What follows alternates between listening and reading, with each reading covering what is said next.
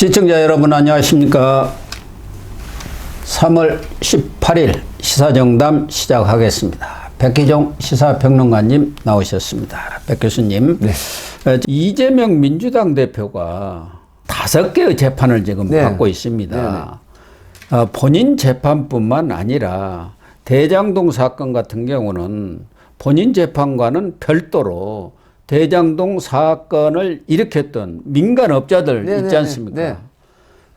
김만배라든가 남욱 또 유동규 씨 이런 사람들 재판이 진행이 되고 있는데 그 재판에서도 이재명 대표에 대해서 증인 신청을 21일 날 했거든요. 그 사람들이 엄청난 배임을 저질렀다. 이렇게 될 경우는 그것이 왜 그런 일이 벌어졌는지 가장 잘 알 수 있는 위치에 있는 사람이 이재명 당시 성남시장 아니겠습니까? 결재권자. 결재권자니까요.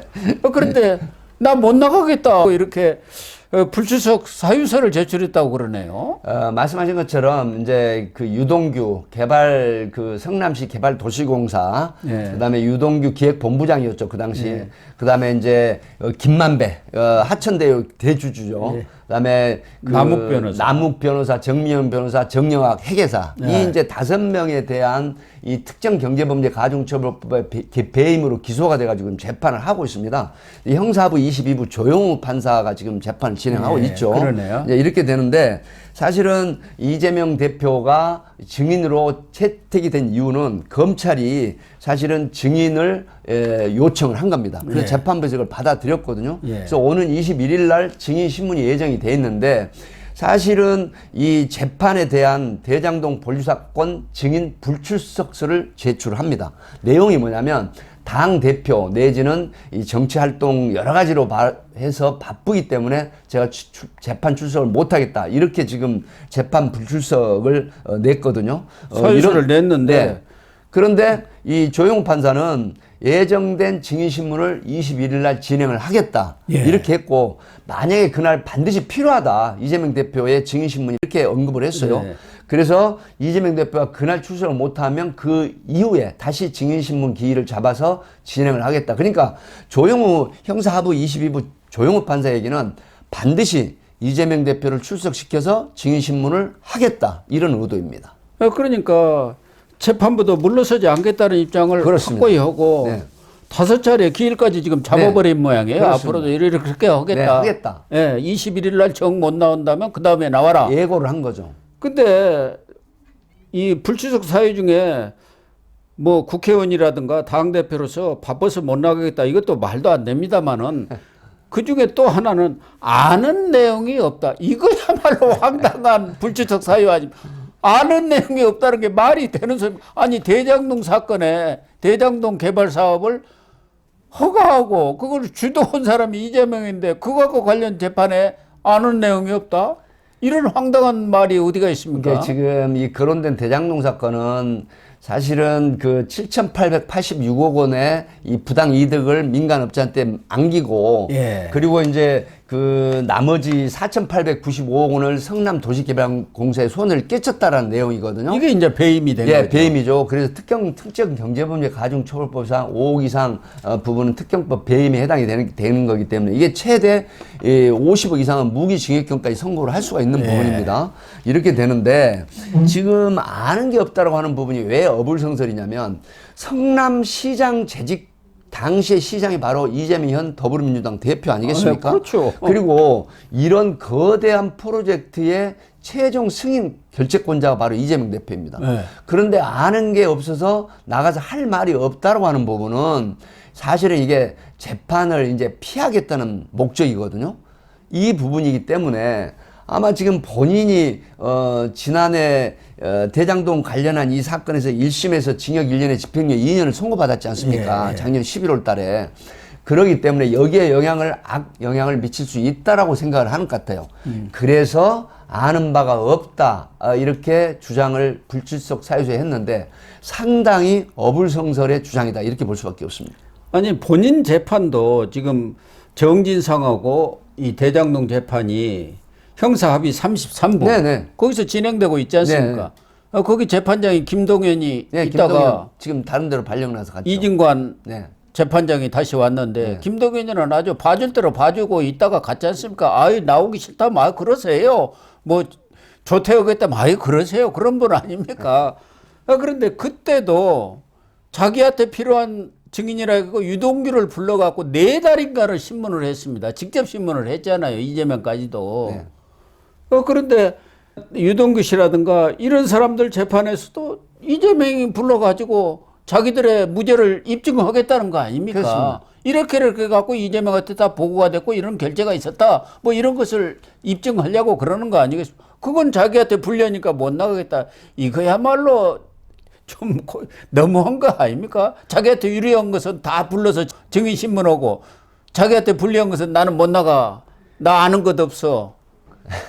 그래서 이제 이게 피할 수가 없는 것이고, 만약에 재판부에서 증인 신문 기일을 몇 차례 지정했음에도 불구하고 계속해서 불출석 사유서를 내면서 회피를 하게 되면 결국은 감치명령장을 발부를 할 수도 있거든요. 강제 구인을 해야죠. 왜 그러냐면 강제 구인이라는 게 중요한 재판에 중요한 증인이 출석을 하지 않으면 예. 법으로 판사의 결정에 의해서 감치 내지는 강제 구인을 할 수가 있습니다. 예. 이렇게 되면 상당히 민망한 그런 구조가 발생을 하거든요. 구도가. 그래서 아마 내가 볼 때는, 제가 판단할 때는 이재명 대표가 결국 출석은 할 걸로 그렇게 보입니다. 그런데 21일 날 못 나가겠다고 하는 것은 지금 21일이 금요일 아닙니까? 그날 윤석열 대통령 탄핵 선고가 있을 수도 있다. 금요일이죠, 이렇게 금요일. 판단하는 건 그렇습니다. 아니겠습니까? 그 상황에서 자기가 있어야 적극적인 대응을 할 거 아닙니까? 인용이든 기각이든 아니면은 각하든 그런 차원을 좀 고려했다고 네, 봐야겠죠. 저도 그런 생각을 했습니다. 왜 그러냐면 여러 가지 지금 분석이라든가 흘러나오는 얘기를 보면 이번 주 21일 금요일 날 사실은 헌재에서 결정을 할 것이다 라고 하는 그런 분석이 지배적이거든요. 그렇다라고 하면 말씀하신 것처럼 이재명 대표가 기각이냐 인용에 따른 향후 대응 방안 이런 것에 대한 준비, 이 판단을 한 게 아닌가 그런 분석도 듭니다. 예, 그렇게 해석하는 게 좀 네, 타당하지 타당할 않나 것 같습니다. 하는 생각도 들고 이재명으로서도 본인은 지금 그 얘기 아닙니까? 자기는 대통령 다 된 듯이 지금 행세하는 거죠. 대통령 되면은 재판도 다 중지되는 것이고 뭐 이렇게 지금 얘기를 하고 있잖아요. 그러니까 지금 이 바쁜 시점에 내일 모레면 내가 2달 후면 대통령 되는데 뭔 재판이냐.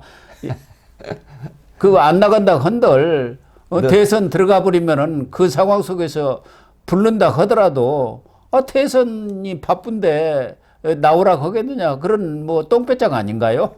예, 물론 이제 만약에 경우에 그 인용이 돼서 대선이 된다라고 하면 60일 이내에 이제 대통령이 누가 되든지 대통령이 여쪽이 되든 야쪽이 되든 이제 당선이 되는데 문제는 이건 분명합니다. 만약에 대선 기간에 들어가게 되면 모든 재판이 중지되는 건 사실입니다. 그러니까요. 예, 그러니까 그 생각을 하는 거죠. 그런 계산을 하는 것이고 다만 이제 변론으로 말씀을 드리면 재판이 대통령 당선 전에 기소된 재판이나 재판이 진행된 이런 상황에서 당선됐을 때 예. 다수설이라고 얘기를 했지 않습니까? 이게 뒤집어졌어요. 사실은 다수설이 아니고 소수설입니다. 아니 그것에 대해서 본격적인 논의 자체가 학계에서 이루어진 것도 없고 아니, 지난해에 네. 한동훈 전 국민의힘 대표가 헌법 84조 문제를 제기하면서 논란이 좀 빚어졌던 거 그렇죠. 아닙니까? 그 이전에는 범죄자가 대통령 되리라는 걸 예상을 누가 한 사람이 없지 않습니까? 뭐 생각도 안 했고 하만 그러나 전체적인 상황을 보면 이 다수설이라고 주장했던 부분이 해외 이제 법 여러 가지 상황이라든가 이런 걸 봤을 때도 다수설이 확인된 설이 아니다라는 게 드러났죠. 그래서 또 망신을 당하기도 했는데 어쨌든 대통령 그 선거라고 하는 부분은 설령 인용이 됐다 하더라도 현재로서는 이재명 대표가 지지율이 1위라고 하지만 정치는 생물 아니겠습니까? 지금 지지율 상황으로 보면 오히려 엎치락 뒤치락 오차범위 내거든요. 그럼요. 네, 그렇기 때문에 이재명 대표의 그 26일 날 선고되는 이 지금 공직선거법이라든가 이런 향후의 재판이 정치 지형을 완전히 바꿀 수가 있거든요. 예. 하기 때문에 현재로서는 더불어민주당 이재명 대표가 대선에 1위로 지지율은 있다라고 하지만 결국 대통령이 된다는 보장은 누구도 장담할 수 없다 이렇게 봅니다. 그러면요 대선 기간에도 엎치락 뒤치락 하지 그럼요. 않습니까? 대선 기간에도 과거에 보면은 후보 교체료까지 막 나오고 그랬지 않습니까? 노무현 전 대통령 때 후보 교체료 나오고 나왔죠. 정몽주로 바꾸자 네. 막 그렇게 가지고 결국은 단일화를 이루고 그랬던 거 아닙니까? 그러니까 지금으로서는 알 수가 없습니다. 전혀 예측할 수도 없고 거기에 답변을 하는 사람이 40%가 넘습니다. 네. 답변 유보층이. 그렇습니다. 그 사람이 누구를 선택하느냐가 아주 굉장히 큰 중요한 관건이 거죠. 되는 거죠. 예, 그래서 벌써부터 그렇게 김치국 먹을 일이 아닙니다. 오히려 여기까지 재판에 한다. 열심히 나가고 그럼요. 그렇게 해야 야 이재명이가 그래도 사람은 됐구만. 또 법치를 준수를 하는구나. 이런 인식들을 줄 거 아닙니까? 오히려 그런 모습이 훨씬 유리하게 작용을 한다 이렇게 보는 거죠. 예, 그렇습니다.